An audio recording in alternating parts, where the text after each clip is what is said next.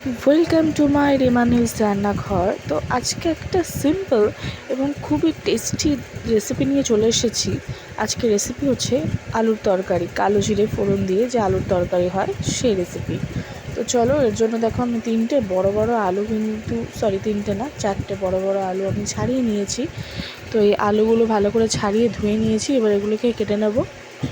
আর এদিকে দেখো একটা বড় সাইজ টমেটো এবং অনেকটা লঙ্কা কুচি আমি কুচিয়ে নিয়েছি।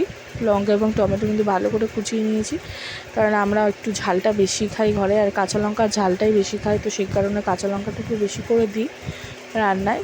তো দেখো এবারে আলুগুলো আমি এরমভাবে কেটে নিয়েছি, ঠিক স্কোয়ার সাইজ করে আমি কিন্তু দেখো কেটে নিয়েছি আলুগুলো।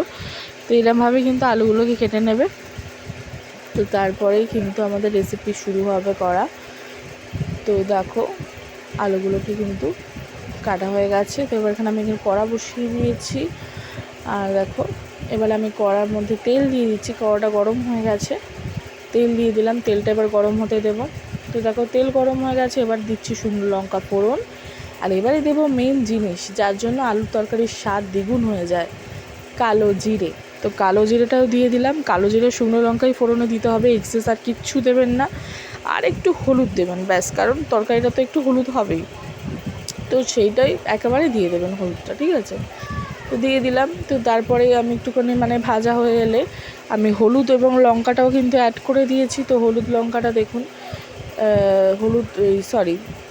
টমেটো এবং লঙ্কাটা কিন্তু আমি অ্যাড করে দিয়েছি। হলুদটা তো আমি আগেই অ্যাড করেছিলাম, এবং টমেটো লঙ্কাটাও অ্যাড করে দিলাম। তো দেখুন তেলেতে ভালো করে কিন্তু এগুলোকে ভাজতে হবে, ভালো করে ভাজতে হবে, নরম হয়ে একদম নরম করে নিতে হবে। মশলাটাকে কষিয়ে কিন্তু একদম নরমের পর্যায়ে নিয়ে যেতে হবে। তো তার জন্য আমি একটু নুন দিয়ে নিচ্ছি, কারণ নুন দিলে কিন্তু আপনারা জানেন যে টমেটোটা কিন্তু ভালো নরম হয়ে যায়। তো দেখো নুনটা দেওয়ার পরে কিন্তু ভালো করে নাড়ি চাড়িয়ে কষিয়ে নিতে কিন্তু একদম টমেটোটা একদম গলে নরম হয়ে যাবে। দেখো তোমরা দেখতেই পাবে। আর তোমরা কিন্তু এটা অবশ্যই ট্রাই করবে, কারণ এই রেসিপিটা না, যে কোনো তোমার হয়তো ঘরে সবজি নেই, কিছুই নেই, তুমি কি বানাবে বুঝতে পারছো না, শুধু আলু আছে, অথচ ভাত খেতে ইচ্ছা করছে না। তো রুটি পরোটা লুচির সাথে কিন্তু এই রেসিপিটা দারুণ বুঝেছো? এই রেসিপিটা একবার বানিয়ে দেখবে। তো দেখো মশলাটা কিন্তু নরম হয়ে গেছে, কষানো হয়ে গেছে। তো এইবারে আমি দিয়ে দিলাম যে আলুটা আমি কেটে রেখেছিলাম। তো আলুটা আমি দিয়ে দিলাম।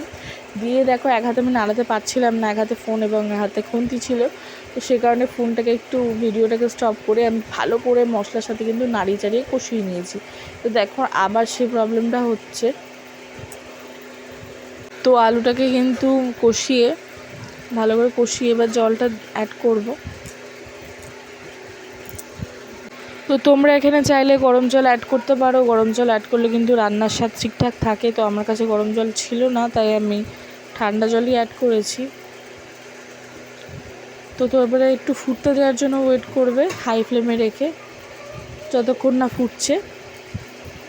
তো হাই ফ্লেমটা রেখেছিলাম, ফুটে গেছে। তো ফুটে যাওয়া অবধি আমি ওয়েট করব। তো আমি তার জন্য নুন দিয়ে দিলাম। তোমাদের একটুখানি ভুলভাল বলে দিয়েছি আমি একটু আগে, তার জন্য ক্ষমা চাইছি। তো দেখো আমি হাই ফ্লেমেই রেখেছি।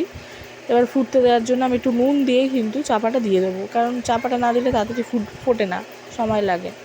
তো দেখো এবার আমার মনে হচ্ছে ফুটে গেছে।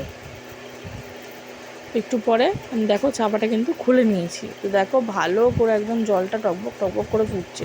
তো এই পর্যায়ে তোমরা কি করবে, এই পর্যায়ে কিন্তু ফ্লেমটা কমিয়ে দেবে, একদম কমিয়ে দেবে এই পর্যায়ে, হ্যাঁ একদম লো করে দেবে। তো এই পর্যায়ে লো করে দেওয়ার পরে কিন্তু তোমরা আবার চাপা দিয়ে এটাকে ভালো করে ওই জলেতেই সিদ্ধ হতে দেবে আলুটাকে, ঠিক আছে?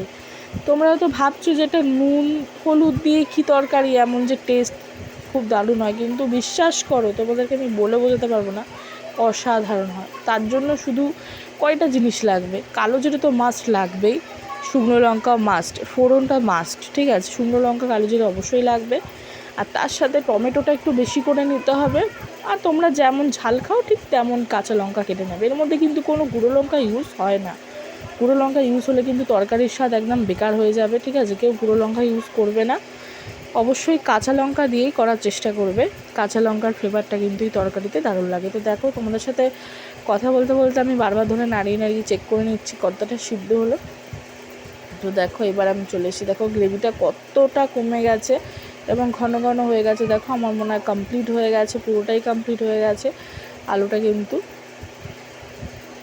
আলুটা তরকারিটা কমপ্লিট হয়েছে না, আরেকটু মনে হয় হবে, আরেকটু হবে, হয়তো আমি আরেকটু রেখে দেবো।